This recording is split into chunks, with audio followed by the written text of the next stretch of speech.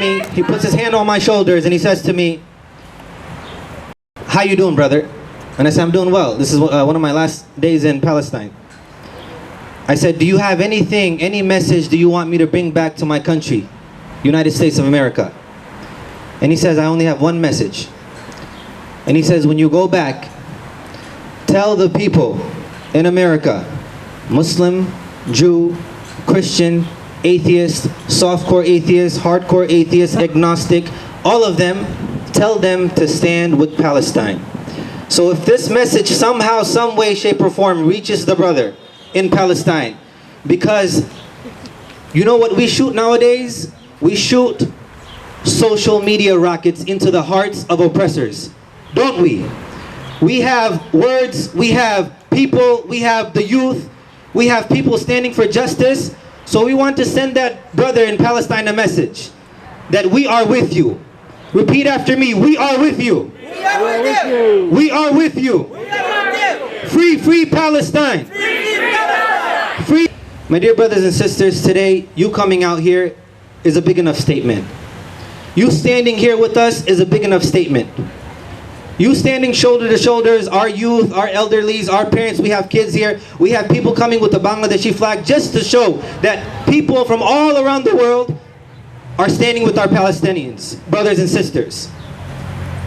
My dear brothers and sisters, there's no end to this when it comes to calling for justice. You don't go home and you go to sleep. No way. You don't go home and you don't educate yourself. We can't do that anymore. We can't afford that anymore. You don't go home and turn off your TV and become desensitized to all the social media posts that you go through. Like, share. That's not enough. We go home and we educate ourselves. We go home and we understand, we make sincere prayer. So if you believe in a God, you make sincere prayer that God, let me stand for those who are oppressed, no matter who they are. We know it's not only the Muslims who are being oppressed in Palestine. We know the Christians are being oppressed in Palestine. We know the Jews who stand up against the Israeli state, the apartheid state, they're being oppressed in Palestine. I saw in front of my eyes priests in the Holy Sepulchre, the Church of the Holy Sepulchre, being arrested right in front of us. When we go to Palestine, they try to also, when we go into Masjid al-Aqsa, when we go to pray, they have their guns behind us. They want to scare us so the tourists don't come back. And our Palestinian brothers and sisters, they have to. This is just Masjid al-Quds. Palestine is not just Masjid al-Quds. For those who believe in a religion, for those who are Muslims, we know Masjid al-Quds is something important to us. But even for those who don't believe in a religion, we understand how important justice is. Don't we understand how important justice is? Because we don't need a religion to understand how important justice is. So we say, free, free Palestine. Free, free Palestine. Free, free Palestine. Free, free Palestine. Thank you everybody for being here. Our first speaker, we have Stanley Heller. He is a Jewish American who is the host of the TV show, The Struggle. He has been doing this work for Palestinian liberation for over 40 years. I'm honored that you allow me to speak in the first position, surprised. What a great crowd out here and such wonderful signs. Stop funding the Israeli military, save Palestine. End the siege of Gaza, that superhero Palestine, indestructible. There is no both sides in genocide. None of us are free until all of us are free. Save Sheikh Jarrah. We suffer from an incurable malady, hope, from the great poet Muhammad Darwish. And then the one in the back with the kids' hands, the imprints, hands off Palestinian children. It's so sad. We know near 70 were killed in the Gaza Strip just in the last couple of weeks. And so many more over the years when things were relatively quiet. And I've been doing this for a long time. I woke up in 1982 when Israel invaded Lebanon, killed about 17,000 civilians. Incredible to me. I had no idea, but I kept reading the media and the press reports, and we started a committee called the Middle East Crisis Committee. We figured just a crisis, it'll be settled quickly. And we still have it going on now, 39 years later. And we started a TV program called The Struggle. And you can see it at thestrugglevideo.org or just simply thestruggle.org. And I hope you will take a look at that and send me your video to put on the program. But I've done this again and again, all these so-called wars, these massacres against Gaza. But something has changed this time. I really think something has changed. People are fed up. Maybe it was the reaction from the Trump years or whatnot. But this massacre was relatively smaller than the one in 2014, but the fury is greater. And certain things have happened, like John Oliver, who's a comedian who wins all the Emmys. I thought he was cowardly. He never talked about Israel and Palestine. But this last week, he was terrific. You should check him out. What is it? News? I forget the name of his program, John Oliver. But he was good. And yesterday, the New York Times, their first article, big article, was about misery in the Palestinian community. And they didn't talk, you read it, they didn't talk about politics or the peace process or this leader or that leader. They talked about everyday people. A fellow who needed a little more housing for his family, and he built at a great cost a few rooms, and the Israelis said, tear it down. You tear it down personally, or we'll do it and charge you $10,000 to do it. That's the routine situation. So that is, the fact that they had this article is just really amazing to me. A few more things. From the river to the sea. From the river to the sea. Palestine will be free. Right? A great slogan, but I was afraid of it for a long time. And I know a lot of Jews and others. What did that mean? That means they're going to throw out all the Jews, throw the Jews in the sea. But after you work with Palestinians and other people on this project and see what they mean from the river to the sea, democracy and equality. Maybe we could have that as a slogan. From the river to the sea. Democracy and equality. Free Palestine! Free Palestine! Free Palestine! Now, I saw something that disgusted me. There was a rally in Florida run by, a rabbi. I don't know, I didn't see anything of their rally. I have a feeling it wasn't too good. It was probably pro-Zionist. But a car or a van comes up with these Nazi slogans on it. Disgusting, white nationalist, all that muck that Trump has exposed. And then to my horror, there's a Palestinian flag.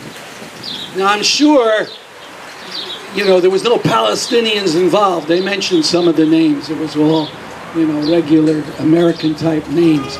But I just want to be clear that, beware of people. They're not going to come out as blatantly as that. This one said Hitler was right. Can you imagine? But there are others who may support you. We had a demonstration about 15 years ago at the state capitol. All of a sudden we see these guys in shirts, and a few of them had Palestinian flags, and we were told these are white nationalists, Nazis. And Mazen Kumsia, does anybody know that name, Mazen Kumsia? A great guy. He went to UConn. He became a head of cancer research at Yale University. They threw him out because of his Palestinian activism. He went back to Sohur and started the Palestine Museum of Natural History. And he's still doing that and still being active. He was tear gassed just this week. But he got up at that rally and said, we don't want to have anything to do with you. You are not for us. We are not for any kind of anti-Semitism. Get lost. Maybe we could have that as a slogan. Anti-Semites. Get lost! Anti-Semites. Get lost! Anti-Semites. Get lost! You bet. Now, I use this word Zionism. Anybody hear that word, Zionism? A few people? Oh, a bunch of people. Okay. I want to talk about one way you can help defend yourself. And it's by pointing out the hypocrisy of Zionists. I wrote a book, Zionist Betrayal of Jews, from Herzl to Netanyahu. And I don't talk about Palestinians very much, or maybe a page or two, but I'm talking about how these Zionists, to create their state, this Jewish supremacy state, would ally with the most right-wing forces in Europe, even anti-Semites, starting with Herzl himself, the first big leader, going to meet with a man who was thought to be the starter of a huge massacre of Jews inside of Russia, one of the ministers of the Tsar. So I have a sign-up sheet. I don't know where it is. It's a clipboard with a sign-up sheet. If you're interested in getting contact with me, I made an illustrated version of the book, so you don't have to pay a penny. And I've done some of these slideshows on the internet, on Zoom. If you want to be involved, where's the sign-up sheet? Somebody, it's right around there, so it's circulating. Great. If you're interested, please sign that. Okay, I know I've taken a very long time. I want to mention just a couple more things about how Connecticut, let's bring this local, how Connecticut is involved. We found out a few years ago that the state of Connecticut takes the money, the pension money of teachers, the pension money of state employees, and sends it over to Israel. They buy a financial instrument called a bond, Israel bonds, and just stock in Israel companies. The last time we looked, $32 million of pension money is invested there. And we've been trying to get them to stop. The state treasurer didn't even give us the courtesy of a meeting. No sniper rifles for Israel. There's a company in Fairfield, down next to Bridgeport. It's called Ruger. You might have heard of Ruger rifles. Whenever there's a big gun massacre, like the last one in Colorado or in Indiana, these Ruger semis kill people. Israel doesn't get those. They get 10/20s that people use for shooting small animals, squirrels and things they don't like, or target practice. Israel has, I guess, thousands of them, and they use them for crowd control.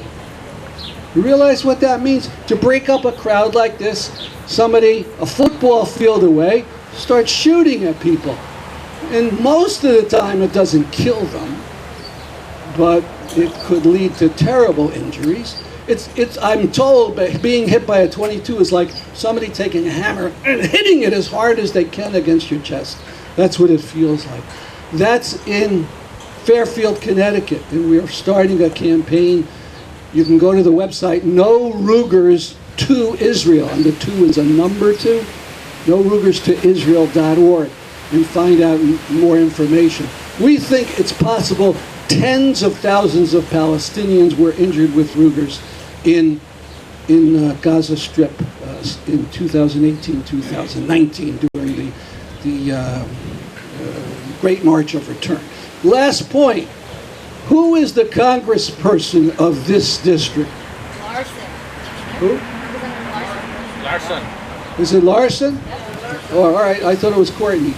Doesn't matter. Both are the same in terms of these problems.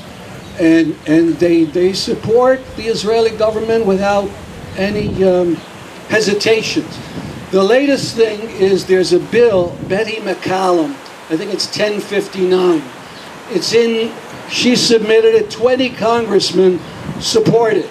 Unfortunately, there's 400 congressmen. 20 congressmen support it, they put it in. It's a very modest bill. It says cut back the guns to Israel to the extent that they use them against Palestinian children. To the extent that they grab a kid and put him in a jeep and blindfold him and threaten him and terrify him and all those things, cut back on aid. This very modest bill, 20 members of the House have signed it. But another letter was signed in opposition to this that said, don't reduce any money to Israel.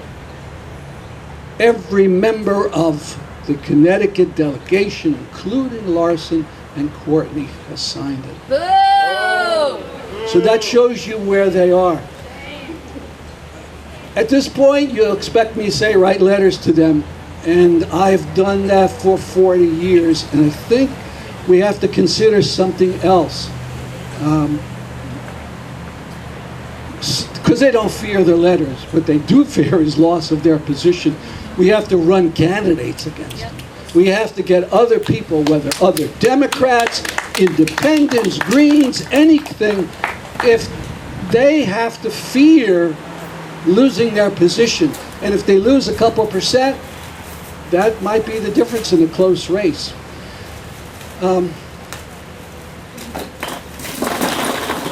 One last thing, and then I'll close with a chant about the money. I want to bring up the question of Syria. I spoke to a Syrian, a man who had gone from Egypt through the tunnels into Gaza several times. This was years ago when it wasn't so incredibly hard.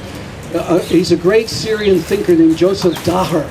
And he says, look, Palestine can't be free unless it gets help from Egypt and Syria. And it gets none of that right now.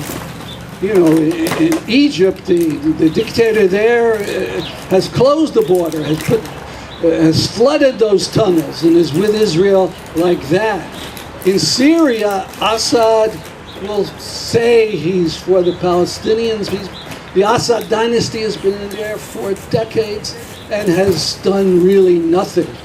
It is the Syrian people who are facing incredible odds, incredible terrors, trying to resist him. Those are the people that I've worked with and that are our natural allies. Okay, I talked so long. I want to end with a slogan, cutting off money to the Israeli military. Not another nickel, not another dime, no more money for Israel's crimes. Not another nickel, not another dime, no more money for Israel's crimes. Not another nickel, not another dime, no more money for Israel's crimes. Thank you.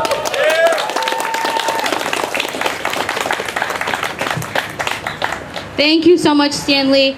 Our next speaker is actually not here, but I just wanted to let you guys know, Senator Saud Anwar was supposed to be here to speak. He is a Connecticut state senator. He is a Muslim American. He is also a doctor. Actually, he's my mother's doctor. He might be many of your doctors. And he's in the ICU today, so he couldn't be here. He was on call. But he wanted us to know he stands in solidarity with the Palestinian people. Check him out. We need politicians, just like Stanley was saying. We need people representing us who represent the Palestinian cause, right? So Senator Saud Anwar, Dr. Anwar is one of those. So I just wanted to let you all know he wanted to be here today. He could not because he is saving lives in another way. Give him a round of applause. The next speaker is actually a dear friend of mine, Erna Alech. Erna is a recent graduate from the University of Connecticut with a degree in psychology and human rights. She's here to represent UConn SJP, Students for Justice in Palestine. If you don't know what SJP is, if you are a high schooler or a middle schooler, start learning about SJP now so that when you get to college, you join your local chapter's SJP. If your school doesn't have an SJP, create one. So Students for Justice in Palestine, they've been organizing with the UConn community throughout Connecticut to raise awareness. They host events to fight for Palestinian liberation. Erna was the public relations officer. She just graduated, but she's still doing a lot of organizing, a lot of work. So I'd like to call up my friend Erna.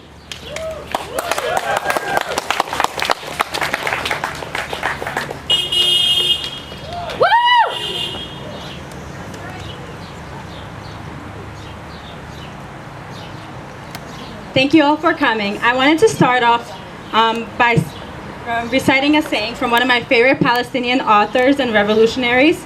His name was Ghassan Kanafani. The Palestinian cause is not a cause for Palestinians only, but it is a cause for every revolutionary, wherever he is, as a cause of the exploited and oppressive masses of our era. I'm standing in solidarity with my Palestinian brothers and sisters because I very much recognize the pain and suffering and oppression that they are going through because of the very similar circumstances that my family went through as survivors of the Bosnian genocide. Genocide and ethnic cleansing is happening to Palestinian people, and it hasn't started just with Sheikh Jarrah. It has been happening since 1948. Ethnic cleansing, forced displacements, and massacres of Palestinian people shouldn't be something we have come accustomed to. A ceasefire does not mean we stop fighting, because there's still a blockade on Gaza. Israel is still an apartheid state. The colonizers are still colonizing, and the oppressors are still oppressing. We have to be in a continuous fight for Palestinians, because without the utter and complete freedom of Palestinians, we can never have true justice. You coming out today is one step of the freedom of Palestine, but we have to keep on going. On behalf of the entire Yukon SJP, we are calling for the state and you guys to take action today and continue to take action. We are calling on to hold our leaders in the state accountable. Email them, call your representatives and senators. Call them to stop the funding to the apartheid state and killing of Palestinians. Prevent our tax dollars from funding the Israeli aggression.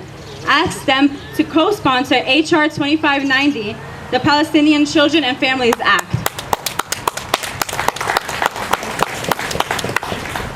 We're asking you to be part of the BDS movement, the Boycott, Divest, and Sanction movement. We're asking you to boycott corporations, organizations, brands that support and aid the Israeli government and its war crimes. The goal of BDS is to apply pressure and make sure Israel complies with international law, but we see it has not complied at all. And it's a non-violent movement, but that doesn't mean that we should just continue to pursue non-violent movements. We should continue to fight for whatever way possible, because Palestinians have a right to defend themselves and they have a right to fight for themselves.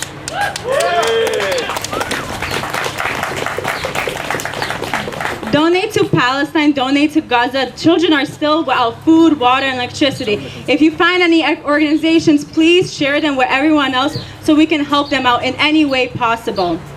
Educate yourselves on the issues. Read books by amazing Palestinian authors like Murad, Barghouti, Kanafani, Darwish, and so much more. And I ask you to advocate, support, and share.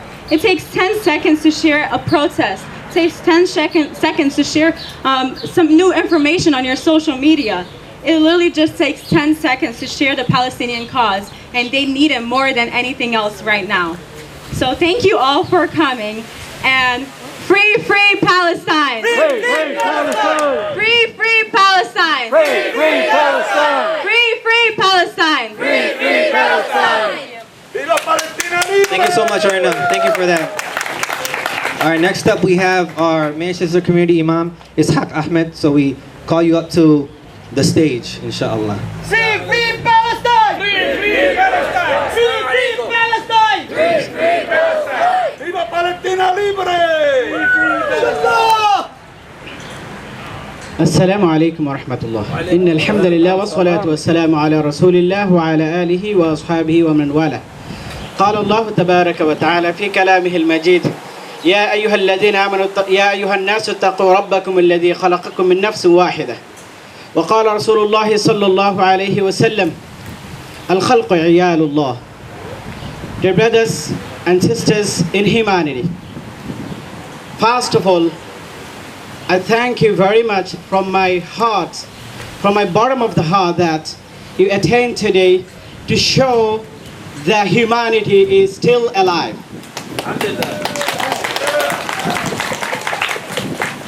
My brothers and sisters in humanity, our God says we have created human being from only one soul. So all of us come from only one soul. So all of we are brothers and sisters, right? All of we are brothers and sisters. No matter are we here or different part of the globe, right? All of your brothers and sisters. And our Prophet Muhammad sallallahu alaihi wasallam has mentioned, Al-Khalqu Iyalullah. All these creations, all this humanity is like a whole entire family, subhanallah. All entire humanity like a whole one family. If one of your family members is injured, you're not going to feel better. If one of your family members is getting oppressed by some people, of course you're not going to feel better, right? Yeah. So my brothers and sisters in Palestine and Gaza, they are getting trouble. They're getting oppressed.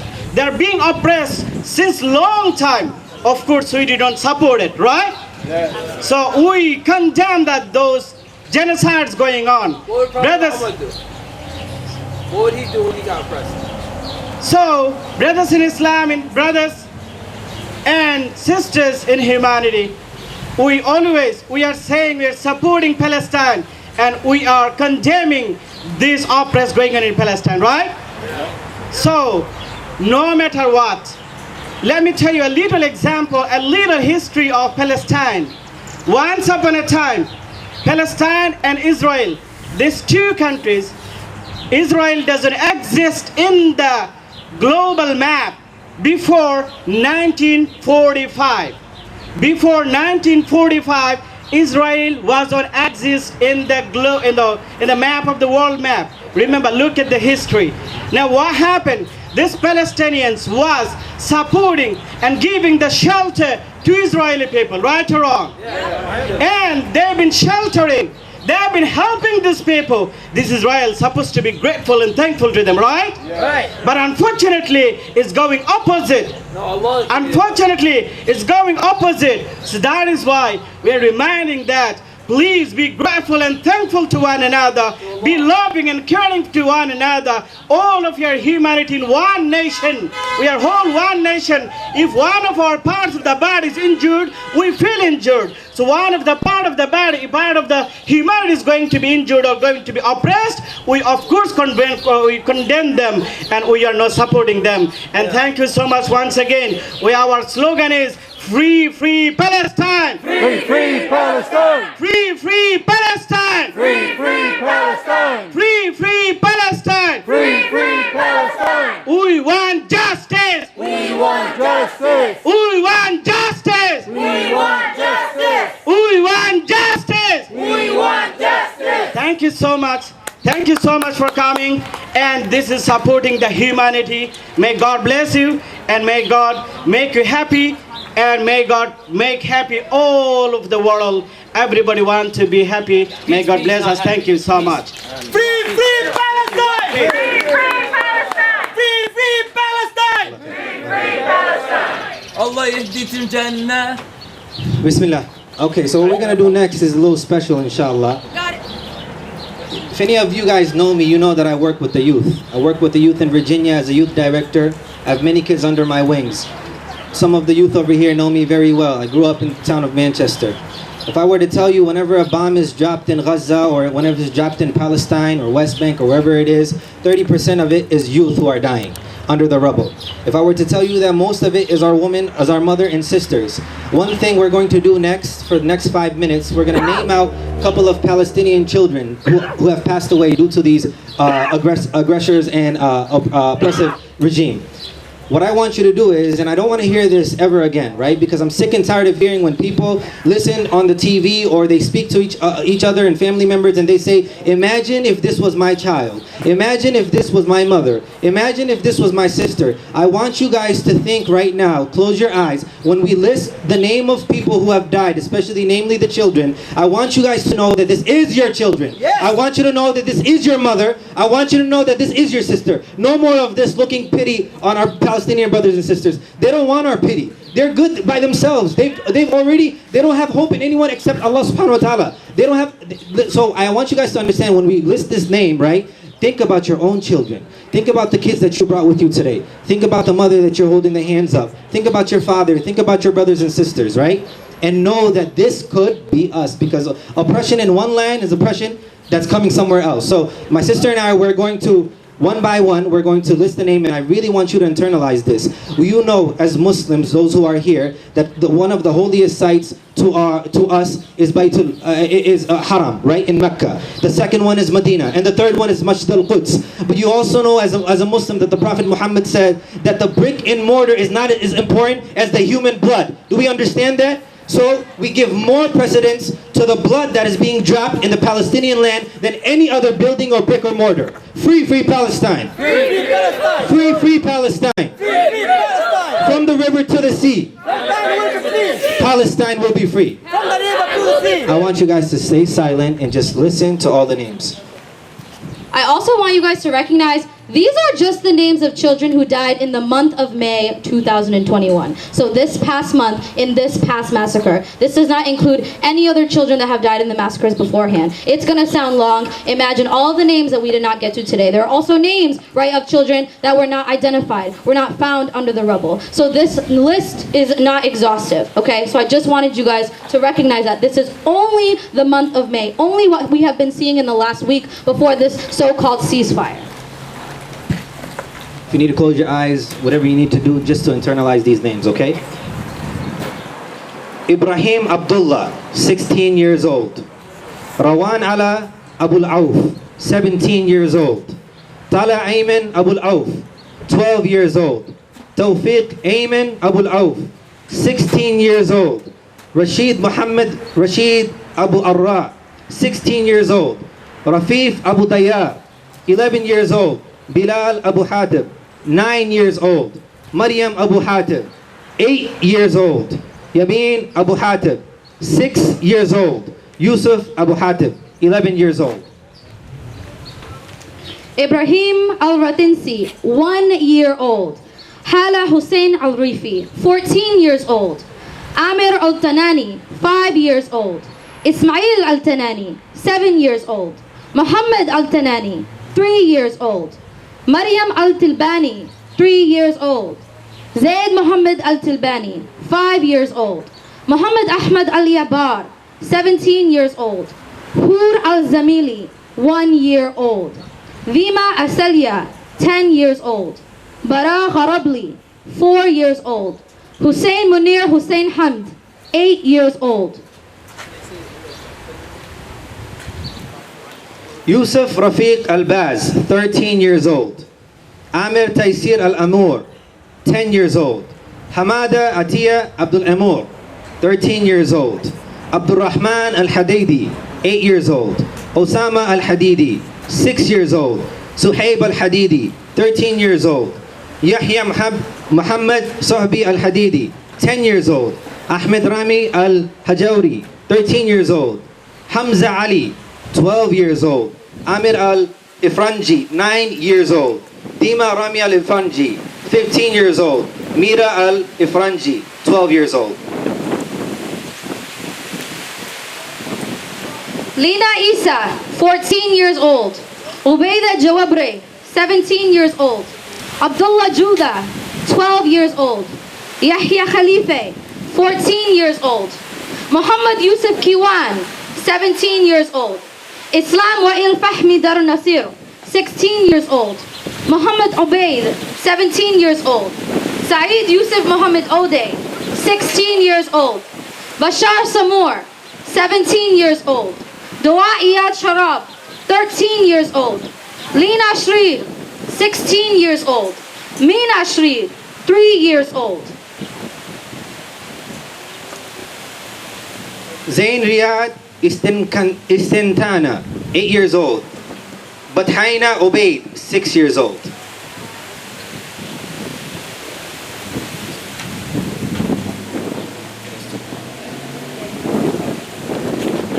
Muhammad Sulaiman, 16 years old. Mahmoud Hamid Tolba, 15 years old. Muhammad Abu Dayya, 1 year old. Fawziya Abu Faraz, 17 years old. Amira Zain Al-Attar, 6 years old. Islam Zain Al-Attar, 8 years old. Muhammad Zain Al-Attar, 1 year old. Hana Shukri Al-Kolak, 14 years old. Muhammad Al-Kolak, 17 years old. Marwan Al-Masri, 6 years old. Adam Al-Tanani, 6 years old. Hur Al-Zamali, 2 years old. Muhammad Yunus Freyhat, 15 years old. Dana Riyad Iskantana, 9 years old. Yahya Riyad Iskantana, 8 years old. If you got tired of listening to this list, then we are tired of Palestinian kids dying. If it hurts you to stand there for 5 minutes to listen to the list of kids, which is an incomplete list, which the kids will still be, because a ceasefire doesn't mean anything. It's funny how in this world that we live in this world, this Western world, liberal world, where we call for freedom and democracy, where we call for liberation, that the children can die from bombs, and when the bombs stop, we happy and celebrate ceasefire. What kind of celebration is this? So don't for a second think that there's not going to be more children under the rubble. There's not going to be more of our mothers and sisters that's going to be filled with blood, drowning in their own blood. Don't for a second think that. So we say, free, free Palestine. Free Palestine!